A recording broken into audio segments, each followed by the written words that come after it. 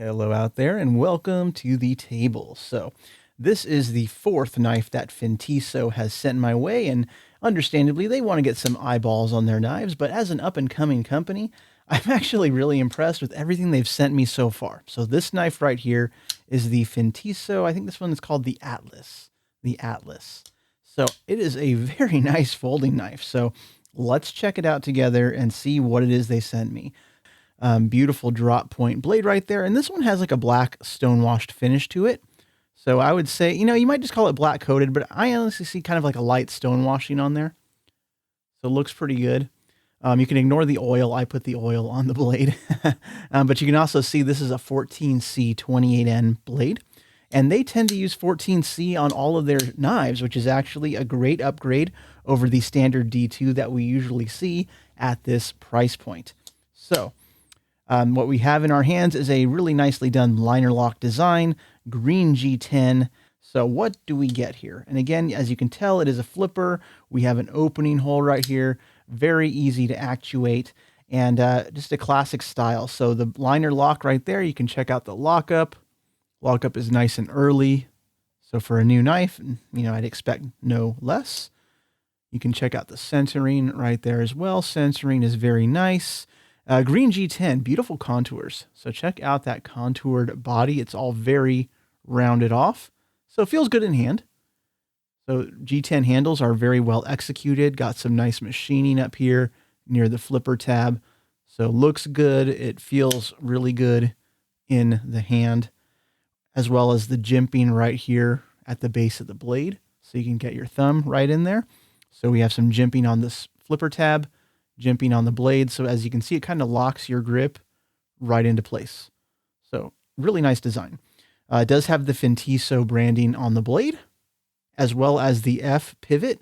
And again, all of the Fintiso knives have the branding on the pivot, which I do kind of like the look of that. Again, it's very subtle, but it's really no different than like Civivi does. Like you can see the C on all the Civivi knives. So we have the F for Fintiso.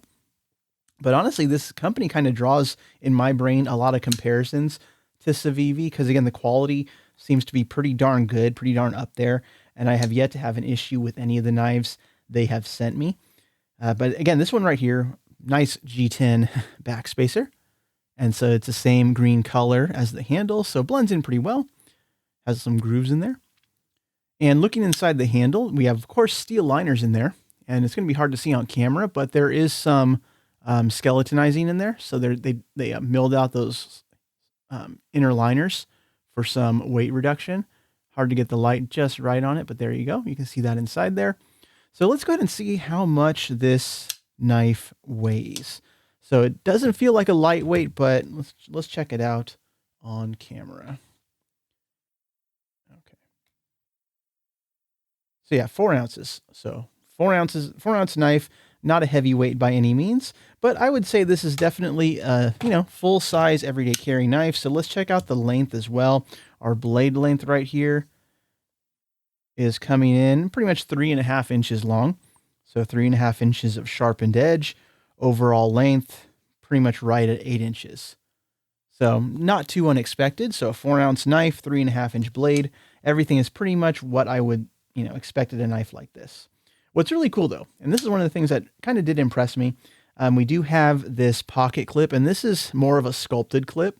So a lot of more inexpensive knives tend to have, a cheaper loop over style clip. And like even one of the other Fintisos they sent me, most of them have this kind of style clip, which is a nice deep carry clip. Nothing wrong with it. But it's more simple to look at, whereas with the Atlas here, they went for this upgrade where we have this nice sculpted steel clip, and it carries very nice in pocket. Again, not deep carry, but if that is not a requirement for you, I think it looks really nice. It's really classy looking. So no extreme angles. It's just a basic pocket clip with that fuller down the middle. And it's going to be right-hand side tip up carry only. So pretty well executed overall. So the design impresses me. And with this brand, again, they're going a little bit above and beyond because this is, again, one of those brands that you primarily find on Amazon. So how do they differentiate themselves from all the sea of pocket knives that are on Amazon? And that comes down to the packaging. So of course they include the little cleaning cloth. You know, every knife has to have a cleaning cloth, but we get the little pouch and all the little goodies inside. So stickers, things like that. But I do appreciate that they include the extra screws. So having those extra screws could certainly help if you, you know, lose your pocket clip screw, or you need to disassemble the knife, reassemble it, and your screw goes flying across the room. So having the extra hardware on hand is always a good thing. But everything on this knife is really dialed in. Again, the action on bearings, it's very smooth, very nice to actuate. You know, you can flick that open, do the whole little Spidey flick thing, because this opening hole is nice and wide. I think it's a winning design. Does draw some comparisons in my brain though. Like for instance, it kind of reminds me a little bit of a Spyderco because of the hole. So let's actually put it side by side with let's see, we have a Spyderco Endura right here. So we can see the overall length right there. Let's put them, yeah, like that. So the Endura, you know, naturally it's a bit larger of a knife, but again, in my brain, I'm starting to see comparisons with these things. So check those out side by side. What else do we have to compare? I always do like to compare the Spyderco Para 3, because this is, again, a smaller everyday carry knife, but let's just put those side by side as well. So it's kind of more in that range. But we also have a Spyderco Paramilitary 2. So this one right here as well. So let's put that right there. So it's larger size, kind of like the Paramilitary 2. Honestly, though, if you look at it, it kind of fits right between these two models, you know, in terms of overall size. But again, 4 ounces, 8 inches overall length, 3.5-inch blade. And again, we get that really lovely 14C 28N blade steel. So a lot of choices were made with this knife that were very wise choices. And so again, with all these knives I'm making videos on for Fintiso, they provided these knives to me. However, there was no money exchanged, no sponsorship or anything like that.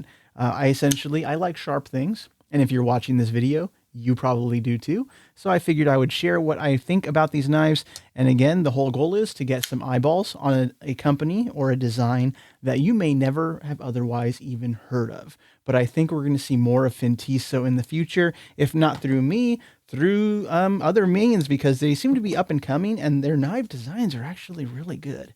You know, so I have yet to be disappointed by one of their designs. And this might be one of my favorites.